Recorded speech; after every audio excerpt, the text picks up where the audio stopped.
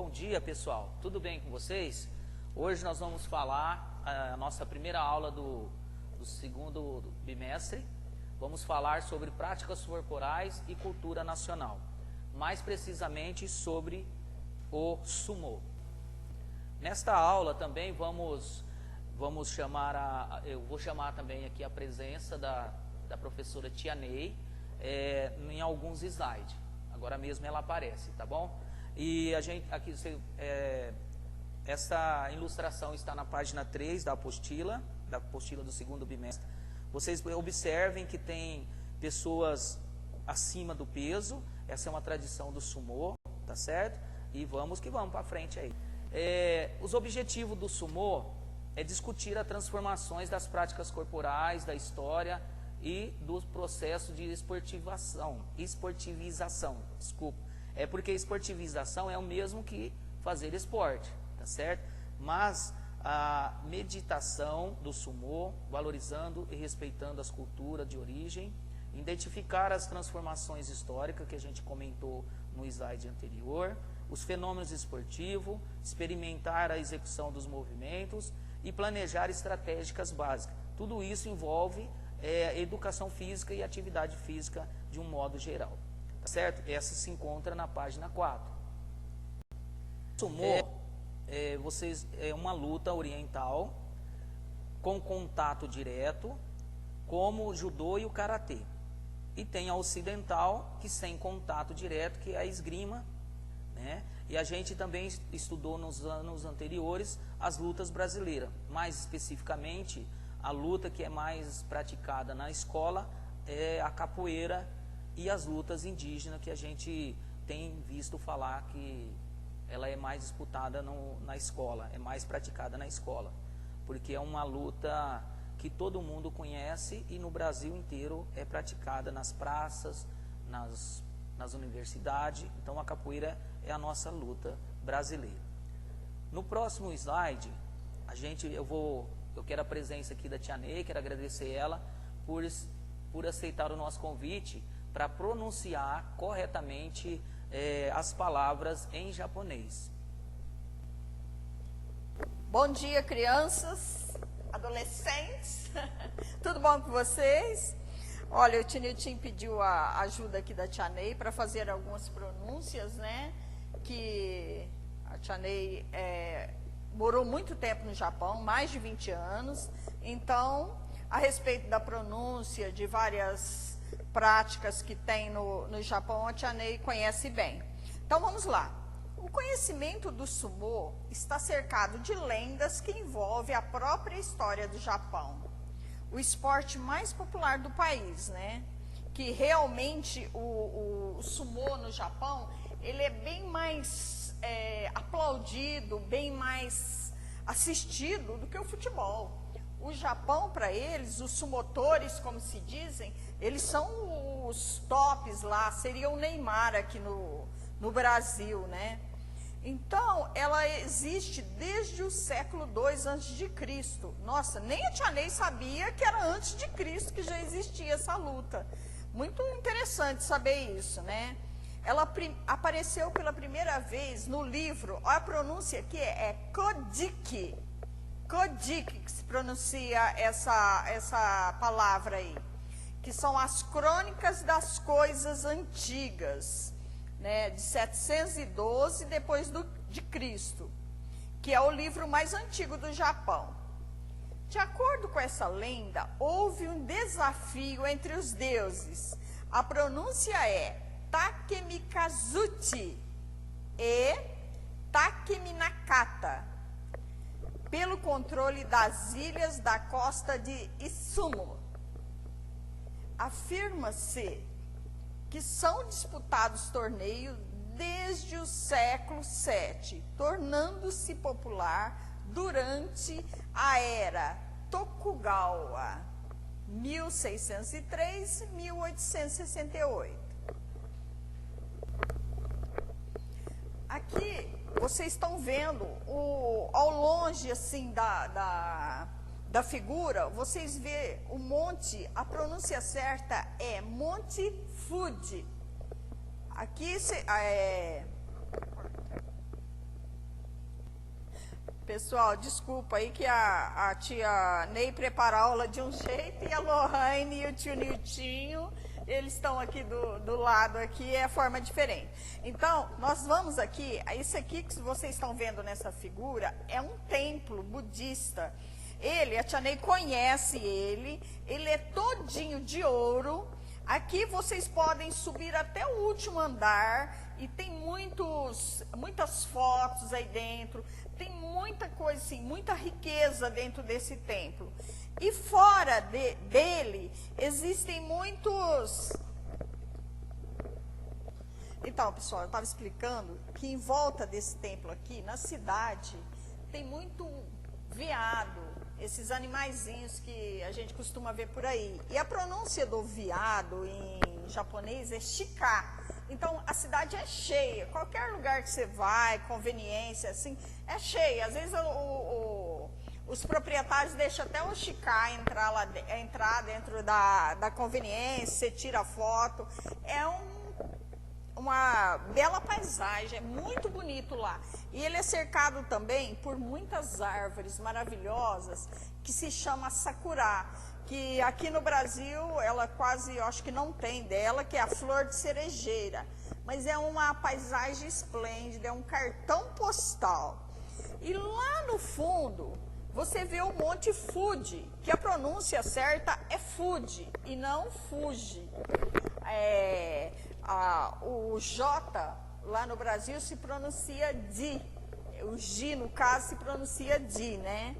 Então, isso é muito bonito, eu estou vendo a foto aqui, mas pessoalmente é muito mais lindo, é muito bonito mesmo. E o Monte Fuji também, ao lado, embaixo, é cheio de flores, é uma paisagem maravilhosa. Quando a gente vai chegando no Japão de avião, a gente por cima já vê ele. Quando o tempo tá bom, dá para você ver, mas quando o tempo tá mais ou menos, não dá para você ver, porque as nuvens atrapalham, né? Ele seria como o Cristo Redentor, às vezes dá para você ver e outras vezes não. Para você subir nesse Monte Fuji, você ganha um bastão para chegar lá em cima. E você tem que ter também um agasalho, né? De frio, você vai com uma blusa, uma roupa normal, quando está verão, mas chega lá em cima a temperatura cai muito. Então você tem que ter um agasalho para você chegar até lá em cima. Pessoal, as histórias são muitas. Tia Ney queria ficar aqui por muito tempo, né? Mas eu já observei aqui, né, que tem outras atividades que falam sobre o Japão. E da próxima vez, Tia Ney quer inteirar melhor, quer ler um pouquinho antes, preparar melhor, né? Porque o tio Niltinho chamou a Tia Ney do nada, assim, né? Para falar sobre isso. Então, eu tenho bastante história para contar, né? Posso ajudar bastante aqui nessa parte aqui. E eu gostaria de ajudar, porque muita coisa, né? Pelo tempo vivido, por mais de 20 anos, né? Então, a gente lá tem a oportunidade de conhecer muitos pontos turísticos, que é diferente daqui do Brasil, né? Que a gente quase não tem essa oportunidade, né? Eu espero que eu possa ter ajudado, né? Vocês, espero que a próxima aula o tio Niltinho deixe eu participar também, tá? E assim nós vamos encerrando essa parte aí que o tio Niltinho me propôs. Agradeço, né, a colaboração de vocês, espero que tenha ajudado um pouquinho e beijos, meus amores. Então, pessoal, agradeço a Tia Ney por ter colaborado com nós.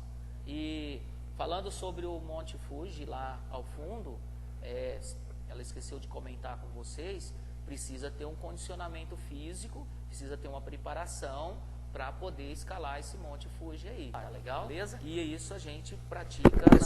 Agora nós vamos falar sobre as regras do sumô e as palavras que tiver em japonês. Eu vou tentar falar do jeito que dá pra gente falar aqui, tá? Vocês me desculpem aí que eu não consigo falar essas palavras em japonês. O sumô é disputado sobre o doiho, eu acho que é isso mesmo. A área é composta por um campo circular de 4,55 metros centímetros de diâmetro, marcado por feixes de palhas de arroz. Ela fica sobre o tablado quadrado construído com um tipo especial de argila, que mede 6,70 metros de lado e tem 60 centímetros de altura, certo? É praticamente um cercado com 60 centímetros de altura e 6,70 metros de diâmetro, tá certo? E eles têm uma tradição de jogar o sal para purificar o local que eles vão fazer a disputa da luta, tá certo? Jogam sal à frente para ter essa disputa do sumô. Na luta do sumô, vence o confronto quem colocar o oponente, o adversário, fora do círculo, certo? Você pode usar ou tocar primeiro também nos feixes de palha de arroz. Você pode empurrá-lo para fora. É permitido agarrar o cinto, aquele cinto que eles colocam na cintura, que acho que o nome deve ser marrate, eu não sei se é isso mesmo, mas aqui é um cinto, tá certo? Do oponente para tentar desequilibrar. Se você desequilibrou ele caiu ao chão, então essa queda, você que colocou ele ao chão, você consegue uma pontuação que você está classificado para a próxima rodada. Você não pode utilizar soco com o punho fechado, são proibidos, você é praticamente desclassificado. E só lembrando a vocês que essas regras, se vocês lerem, se vocês se interessarem em ler, conhecer melhor a cultura japonesa, que para mim é muito excepcional, é só vocês procurar ler ou pesquisar na internet, tem muita coisa interessante. Agora, a gente vai falar no Brasil, como que foi que aconteceu que o sumô chegou no Brasil. Vocês sabem que no Brasil, nós temos os imigrantes japoneses que chegaram aqui por volta lá do século XX, mais ou menos, e eu vivi com esses imigrantes japoneses. O primeiro campeonato da modalidade foi realizado na colônia de Guatapará, no interior paulista, em 1912. Certo, pessoal? Não era nem nascido. Olha só o quanto tempo faz. Imagina lá, antes de Cristo, que a Tia Ney comentou, 700 anos de Cristo, e agora nós já estamos falando de 1912, eu não era nem nascido e estou aqui comentando com vocês sobre essa arte milenar aí do Japão. Em 1963 foi criado a Federação Paulista de Sumô. Com certeza essa federação ela é composta por japoneses, tá certo? Porque não adianta pular um brasileiro nesta época, 1963, para ter seguimento da cultura japonesa. Em 1998, aí eu já era nascido, né? A Confederação Brasileira de Sumô. Em 2000, sediou o Campeonato Mundial no ginásio de Ibirapuera, em São Paulo. E foi a primeira vez que o torneio foi disputado fora do Japão. Então, isso é legal vocês aprofundar mais, para vocês entenderem melhor. E alguma coisa que vocês tiverem dúvida, a tia vocês podem estar tirando as dúvidas com ela aqui na escola. Ela entende muito, viveu 21 anos no Japão, então tem muita cultura que dá para vocês aprofundar melhor. E com isso também saber a preparação física desses atletas, que eles ficam há muito tempo longe da família. Então, a partir do momento que a família autoriza, ele passa a ficar muito tempo sem ver os pais e as mães. E outra coisa interessante também, que eu estava lendo aqui na nossa apostila, é que de 700 atletas, só consegue salvar ou consegue se profissionalizar 70. Então, 10% só desses atletas, por ser tão duro e tão difícil a modalidade do sumô. As categorias hoje nos campeonatos mundial brasileiro, no Brasil ou no Japão, mirim é até 13 anos. Então, a pessoa completou 13 anos, ou no ano que vai completar 13 anos, ele é mirim.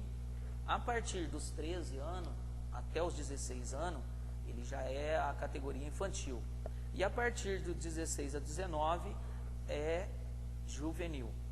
E o adulto leve, peso leve, é de 85 kg para o homem e 65 kg para a mulher.